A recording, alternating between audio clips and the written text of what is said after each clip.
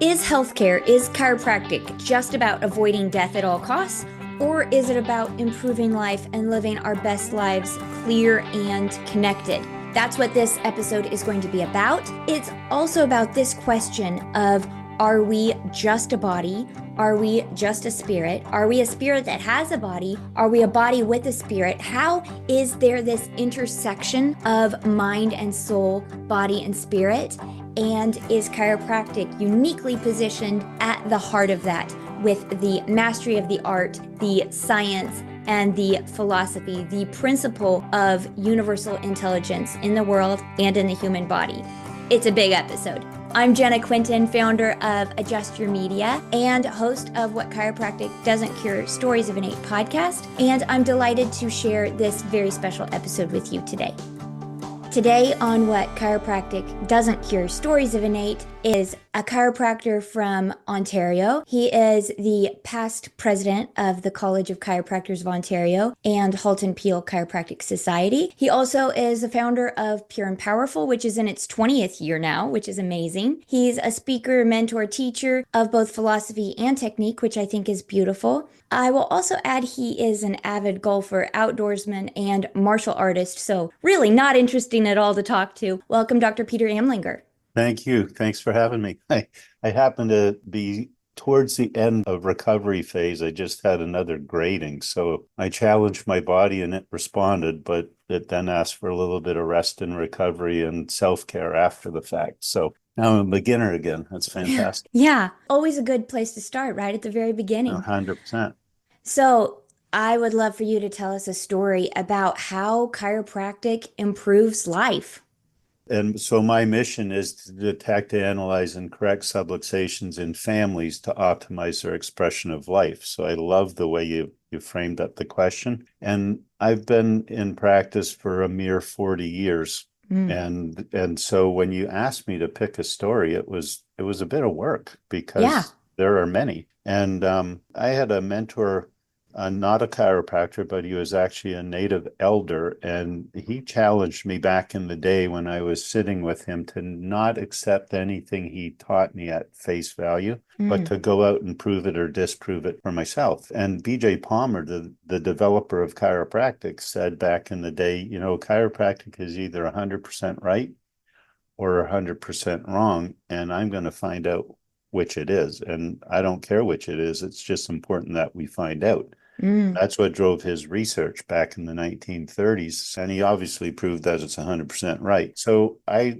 have that sort of approach to life. I go out and so it causes me to look for the presence of our principle, of the life principle of chiropractic everywhere, and the presence of source energy, the creator, everywhere. So it's created many wonderful opportunities to observe what we would call miracles, and they're really just expression of the law and the principles that chiropractic's based upon. So when I was meditating this morning, the story that popped in and that I got the yes to share is a story of a fella, and I know the family will not mind if I share his name. His name is Metro. It's a Ukrainian family. I take care of 4 generations of the family, which is a real honor. Metro's the patriarch. And back in the day when he started care, he was having trouble with the circulation in his legs, and he couldn't walk because his legs weren't there for him. And they told him he needed surgery. And we started adjusting him. And I said, you know what, Metro, just keep walking as best you can. We started adjusting him. And over time, his body, the innate intelligence of his body, grew collateral blood vessels. So he basically did his own bypass, built new arteries around the blockages, and was able to walk as much as he wanted to and play in the garden and do whatever he wanted. And we took care of Metro for many, many years. He was in his mid 70s when that happened, and decades later, and I remember it was when we did the first Pure and Powerful in the Sun in Mexico. And so that was probably around 2007 or so. And I had been taking care of him since the early 90s. And so he came in for his adjustment the week before we went to Mexico. And it's interesting because we're back in Mexico this March for Pure and Powerful. So maybe that's a sign that this is the right story. So he had a little bit of a cough, and he came in and I adjusted him. And so he would have been in his in somewhere in his 80s at this point in time. And so I adjusted him and we went to Mexico. I got back from Mexico. I had a voicemail from his daughter saying, Dad's in the hospital in a coma. Could you come and check him? So it was a Sunday afternoon. I went to the hospital. I'm walking down the hall and I can smell two things as I'm walking down the hall: feces and death. The smell of death was in the air. I get to his room and his daughter's standing outside. I'm like, what's going on? It's like, Dad crapped himself. They're changing his diaper. I'm like, this guy walks into the hospital with a cough. And a week later, this very proud man is in a coma and he's in a diaper. And it didn't make me feel good, you know, and you can smell death. And I walk in and he was near death. He was gray. And I'm like, here we go, you know, and so I go and I check him with my protocol and I do a leg check and his left leg is pulling up way short. And I know that his atlas listing is a left atlas. So I go up and I adjust his atlas and I walk down to his feet to recheck him. His legs are balanced and I look up and his cheeks are pink. And then his eyes open and he looks around kind of going, like, where the heck am I? You know, and then his eyes locked on mine and he wasn't able to talk at the time, but he mouthed the word Peter. And I went up to his face and looked him straight in the eye and I said, Metro, I'm coming back tomorrow and you better be sitting up, eating a donut and drinking a coffee. And I left. And apparently after I left, the nurse came in and he's sitting up and he's pink. And the nurse goes, what the heck happened here? And they're not shy. So they said, well, our chiropractor came in and checked him and here he is. And the nurse said, I love chiropractors. So we had a good one. And then he wanted a coffee and there were no donuts in the Tim Hortons at the hospital. So he ended up having a cookie and a donut. And the next day, his daughter came into the clinic for an adjustment. I said, how's Dad? And she told me after you left, 20 minutes later, you were sitting up, eating a cookie and having a coffee. And she gave me a high five and I went back to check him the next day. And he got out of the hospital in about a week and he just kept coming in and we kept adjusting him and he got back to, 100%. And we took care of him for many, many, many more years. And then he was getting elderly. He was in his 90s. And he was back in the hospital and they asked me to come and check him again. And I did. And I came into the hospital and he was still alert and awake and aware. And I came in and we chatted for a bit and I went and I checked him and I gave him an adjustment. And both Metro and I knew it was going to be his last adjustment and our last time together. And I sat with him for a few moments and I held his hand. And we had a chat and he thanked me and I told him I loved him and I left and half an hour later, he passed away, passed over. He transcended, he ascended. But the family was so thankful because he ascended in total peace and fully connected. And it was a beautiful, beautiful, beautiful transition. So this story really illustrates what chiropractic is all about, which is helping people express life. And we don't always know what the outcome's going to be. But our job as chiropractors is to check the nervous system for interference, which we call subluxation, and to remove it. And then trust the wisdom of the body and the creator to take care of what's next for that person. And, and I think we all deserve to have a death like Metro had. Yes.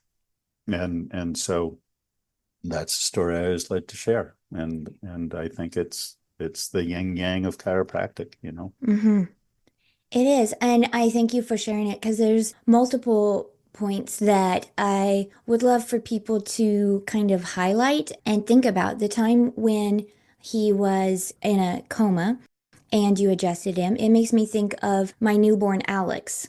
And Alex was a home birth, natural, everything good, just the most perfect little 7-pound, 12-ounce baby you can imagine. And my bestie chiropractor friend comes over the next day. And of course, she's congratulating me and holding him and checking him and everything. But I told her before she took him, I said, when I undressed him, somebody, it was a blur, but somebody else had dressed him. And I said, when I undressed him this morning, the 24 hours after he was born, I said, his head is a little bit darker than his body. I don't like that. I don't know what. There's no problem. He's perfect. But I said, do you see this? And she was like, oh, I see this. And so she's, holding him and adjusting him and everything. And we take off his little jammies again, and we see normal color has been restored. And just like you said, that smallest of changes of somebody pinking back up, the life is in the blood and the blood is flowing. And even in just that one little metric, they have good color. Yep. I see people's color change. That's one of the things I look for. Probably the biggest thing I look for to tell me when I've cleared a person is their eyes. The high beams come on, is how I say it. Yeah. And I can just look at people and it's like their low beams are on. Sometimes it's just the daytime running lights. And if it's only fog lights, you got your work cut out for you, sort of thing. But when you really clear a person, there's a spark in their eye, a twinkle in their eye, and it's unmistakable. And so the body is so perfect and intelligent that it gives us all these little clues if we tune into them. Beautiful. I love too how you said he ascended clear and connected and at peace. And I think that that's an important point too, that the goal of chiropractic isn't avoid death at all costs. The goal of living isn't avoid death at all costs. And it makes me think, because I am the age that I am, of Harry Potter, where there are thestrals, which are skeleton horses that you can only see if you have seen death. And there's a beautiful character, Luna Lovegood, and she is the most peaceful, joyful character in the whole series. And she tells Harry, when he is freaking out because he can see the thestrals and he's like, what is going on? She comforts him and she tells him, it's okay. The thestrals will not harm us.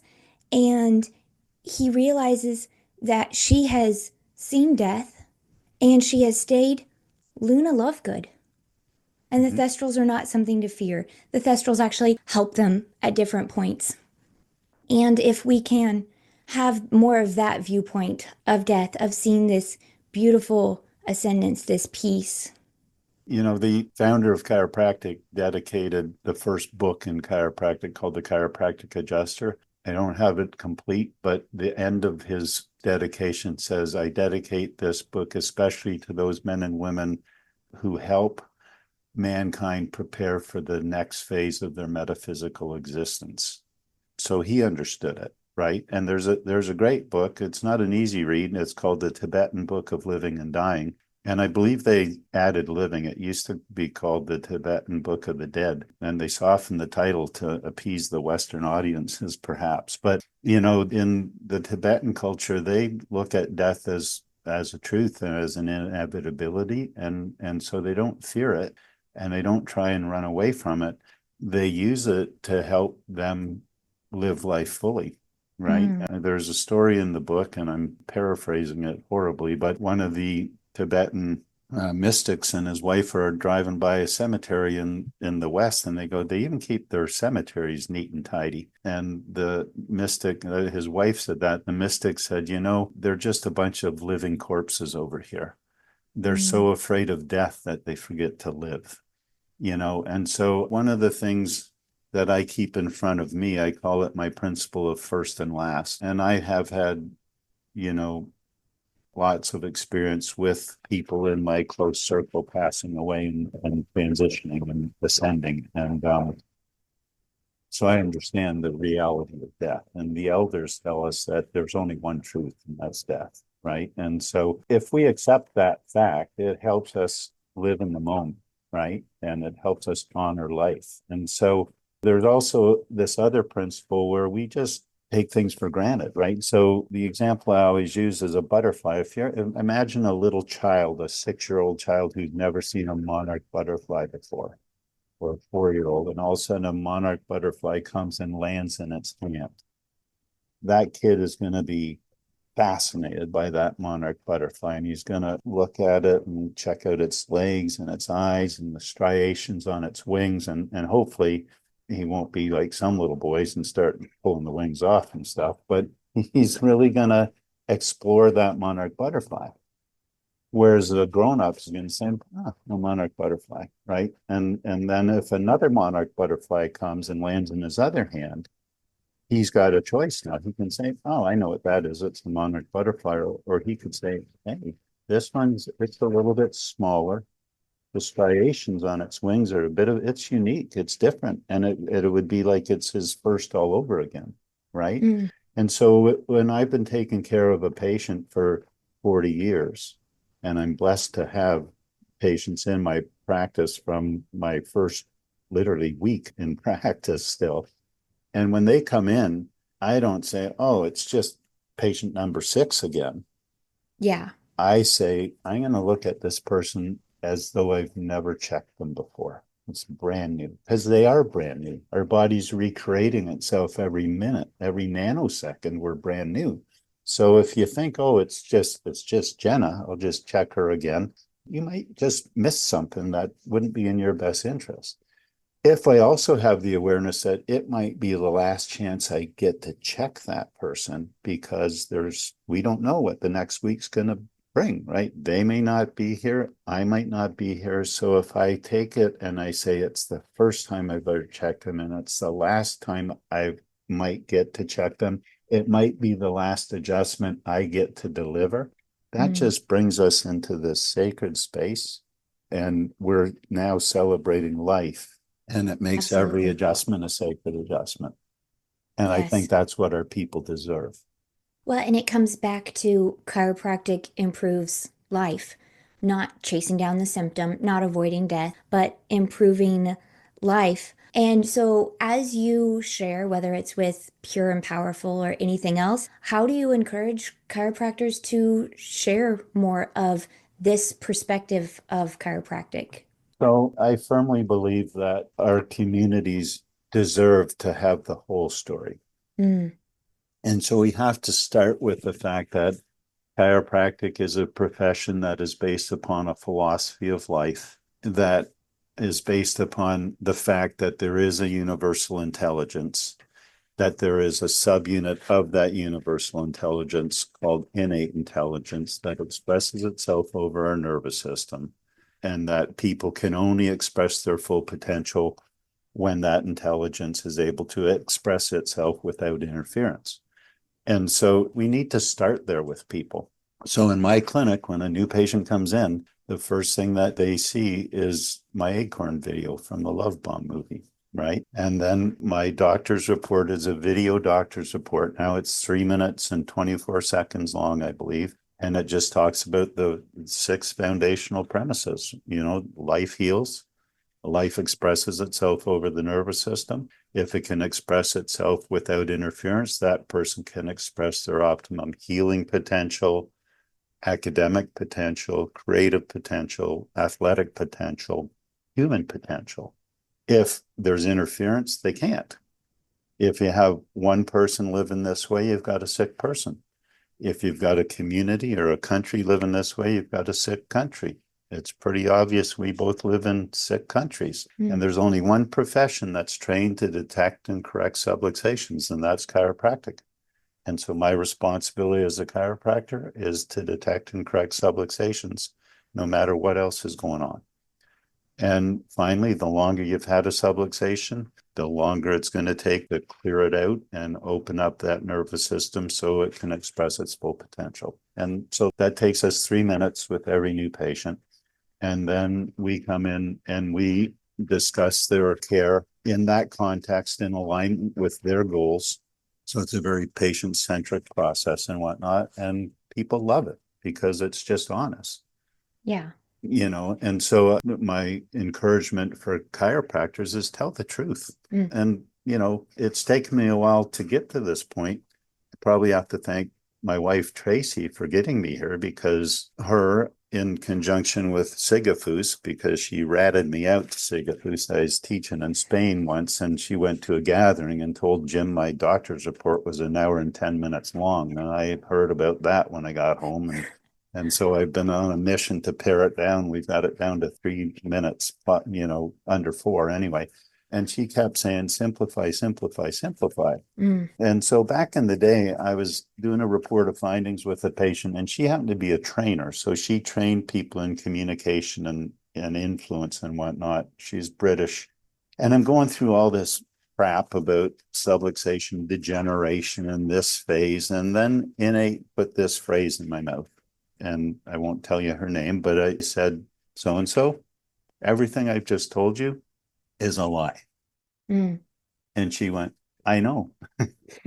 And I went, well, why'd you do that to me? And then it dropped. And I said, this is what I want to tell you. Everything in life is a process. And chiropractic care is no different. And in life, you're either moving towards a higher level of expression or away from it. And my job is to keep you moving towards a higher level of expression for the rest of your life. Are you in or you out? She's like, I'm in. And she started care, and her whole family started care, and we took care of her whole family for about 12 years. And then they retired and moved back to the United Kingdom. Right. And so everything pivoted for me at that point in time. And we just talked about that process with our people and let them know that their symptoms are just telling us that maybe their process is not heading in the right direction right now. And even when we start care and get their bus turned around and get them moving in the right direction, it's not a guarantee that they'll never have another issue. Sure. It just means they're going to be in a better position to adapt to it and move through it. But it's not all unicorns and rainbows in life. We're really here to help enhance people's adaptability and resiliency through a nervous system that's functioning at a high level and expressing life. Yeah. Well, and I love how you said that of towards or away, because I think about my marriage. I'm either moving towards connection or away from it. I think about marketing. I had one doctor who said, I've been in practice 40 years, and he's like, I'm invisible now. And within 6 to 8 weeks, he wanted to hear his phones ringing. And I was like, if you've been moving away from visibility for 40 years, it might take more than 6 to 8 weeks to move towards visibility. And I frame all of these stories with my mindset of chiropractic marketing. Where have you seen the story of chiropractic been, and where would you like it to go? Well, so I can answer this in the context of being part of the regulatory world for a while. And I have a referral-based practice. So 99% of our new people are referred in by our practice community. And I built my practice by telling the story and delivering the goods and building relationships, doing my doctor's report every week. I would write a one-page blurb that we called Thought for the Week. And it was just something about the principle of chiropractic as it applies to life. And I coached hockey for 20 years and built relationships there. And so that's what I did, But having said that, I was chair of the advertising committee for almost a decade, which was paradoxical because I didn't exercise, but I helped develop the standards and whatnot. And so I've seen a lot of bad advertising. And at the end of the day, chiropractic is this life principle that is holistic in nature. And every time we present it in a reductionistic manner, we're not telling the truth. Right. And so things like that get under my skin. Even there's a famous C.S. Lewis quote that says, you do not have a soul, you are a soul. You have a body. And that quote always troubled me because I can't deny the fact right now that I am a body. Right. And so an elder taught me back in the day, said, Peter, you were first a spirit. I said, no, I was first a twinkle in the Creator's eye. He loved me into existence, and then I became a spirit. And he's like, okay, I'll give you that one. So I was first a twinkle in the Creator's eye. I was then a spirit. My body is an expression of that spirit, and so is my mind. That's a holistic representation of our principle. right? And so I don't talk to my people about their bodies anymore. I refer to their being. Mm-hmm. And just to try and keep it as holistic as possible. So I think we need to step back, and when we start talking to people about symptoms, when we start talking to people about conditions, when we start talking about us being able to influence those things, it's reductionism. It's not chiropractic. And in a lot of cases, it almost feels like we're moving outside our scope of practice, you know? Mm-hmm. And so I think we have to be very careful about that. And at the end of the day, I think there's a compelling message. The truth, our story, as we've talked about it today, is compelling in and of itself. Mm. You know, and if we took the time to educate people as a profession about the truth and the big picture of chiropractic, I think humanity would flock to it. But Yes. we've given them this confusing story that, you know, tells them that we're about back pain and neck pain at best in many jurisdictions. And then we got other people who have created this nasty thing called the subluxation, and they want to declare war on the subluxation like medicine's declared war on germs. And that's just a fear tactic, and it's inaccurate because they're missing a big part of the story. Mm. And I had a patient back in the day who came in, and he was so afraid of subluxations. 14 weekends in a row, he phoned me, and he was at another chiropractic office. He said, Dr. Peter, I think I'm subluxated. I need to get checked.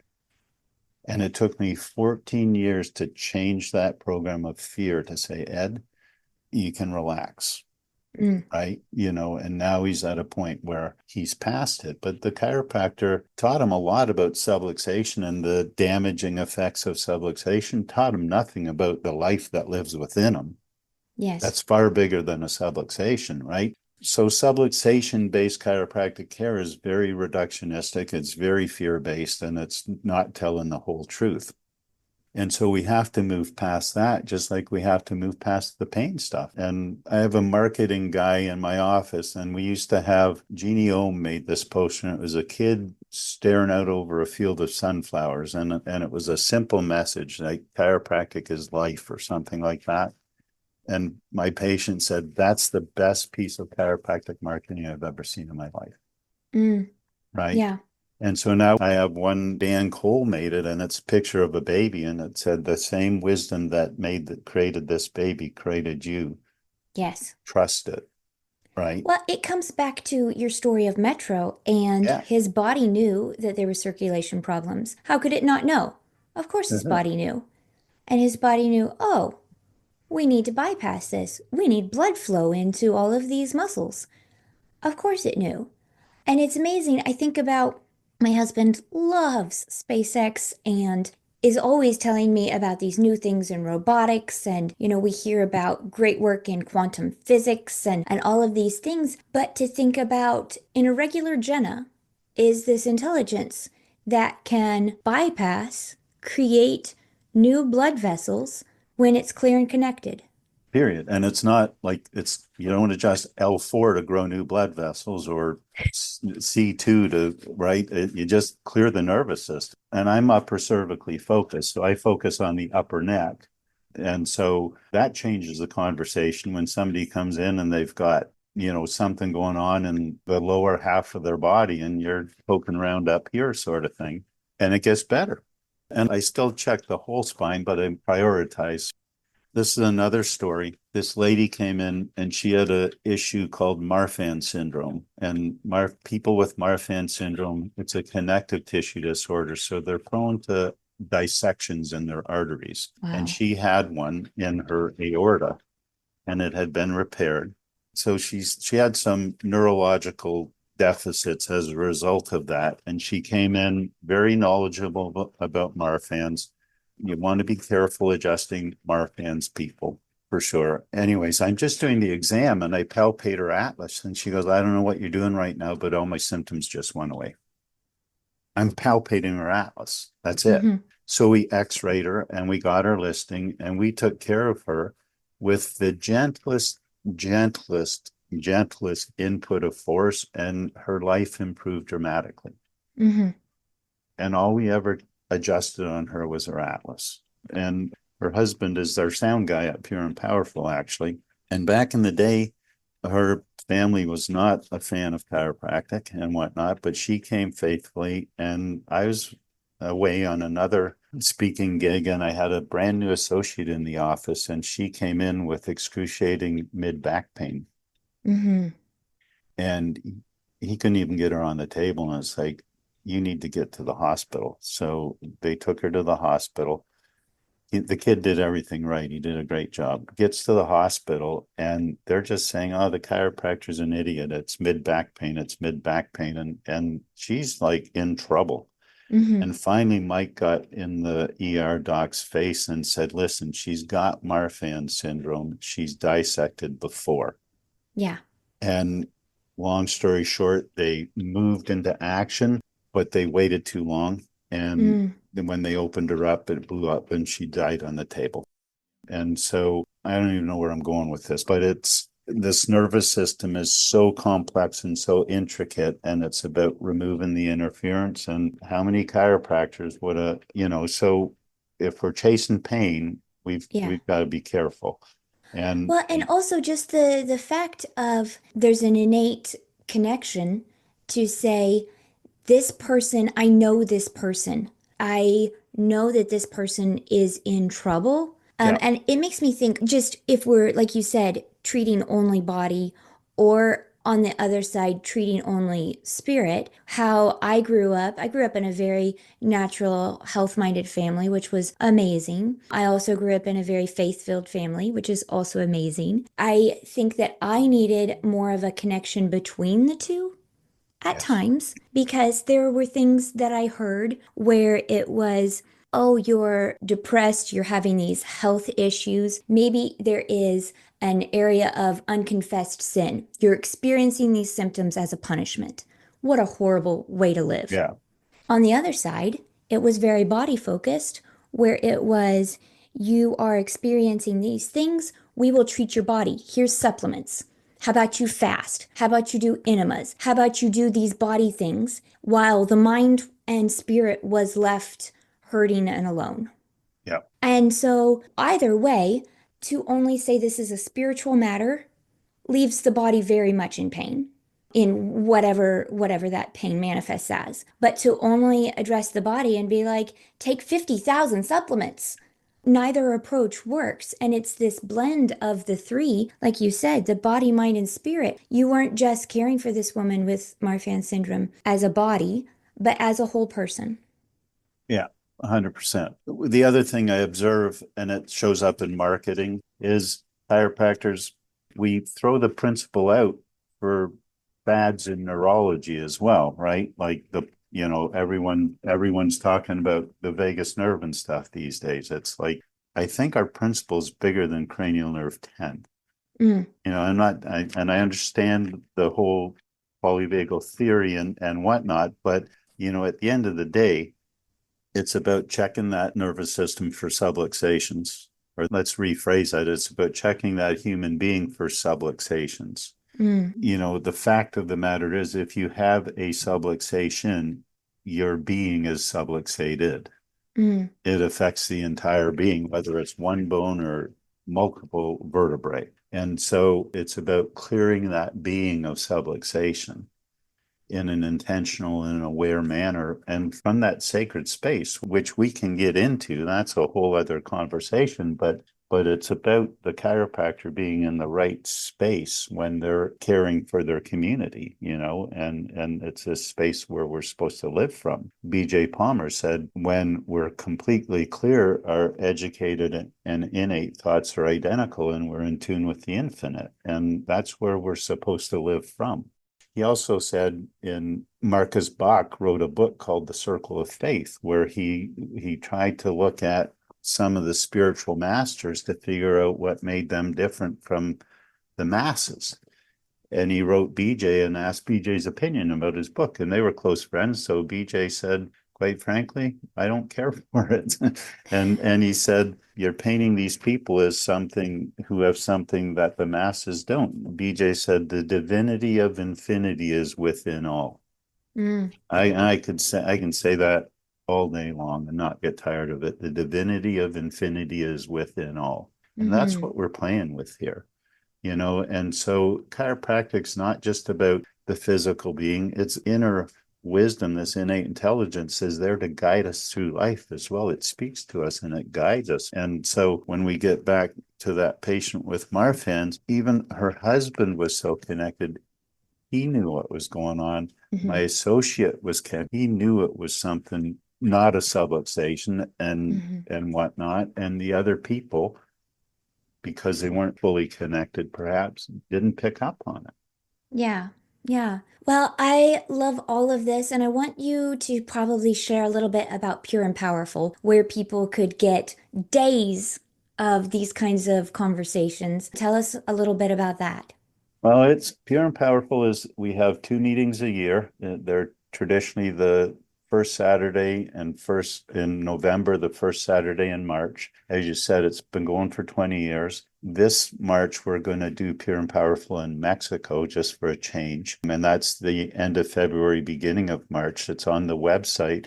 So, in my role in chiropractic as a regulator and involvement, my vision was always to try and unite the profession and the principle. Like, let's focus on what makes us the same. Mm, And I don't know if that can happen or not. So, my goal is that we should be able to agree on some of the basic premises. I don't know if that's going to happen or not. But Pure and Powerful is just a community where we come together to discuss the principle and talk it down and help people deepen their understanding in it, help them find their vision in chiropractic, their why in chiropractic, and help them clean up incongruencies and so that they can become more comfortable explaining the philosophy and work at mastery. Like, I've come to realize that perfection is a myth, right? mm, It's an illusion in anything. And I learned this recently, when I was preparing for my grading, and I just graded for my Taekwondo, my third Dan. And I had to do a video of all things talking about Taekwondo in some way. And I talked about the fact that there's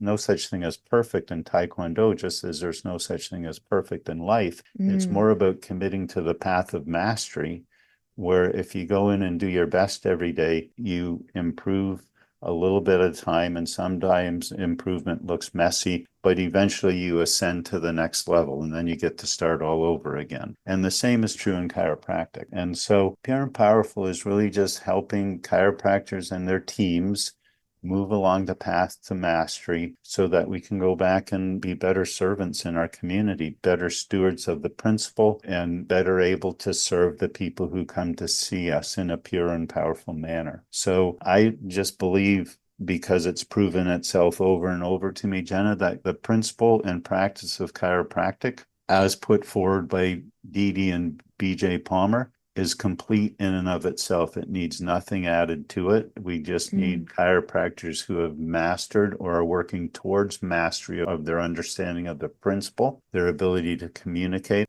and the art form. I just don't see enough technique masters when I look around the profession, and that makes me feel a bit sad, but I think we can change that and improve it. And there are others out there along with me who are working to do that. And it's what humanity deserves. And that's not saying science isn't important. We need the science, but, and science is just going to be an attempt to try and appreciate the infinite wisdom of this principle that we work with. We're never going to completely understand it and figure it out because it's infinite. So it's always Mm. going to be a step ahead of us, right? So Pure and Powerful is just a community to help people come together and celebrate this principle and improve their capacity to serve just for the sake of serving, and taking care of their community as if everyone who comes in is a family member, because I think we are Yes. a global family.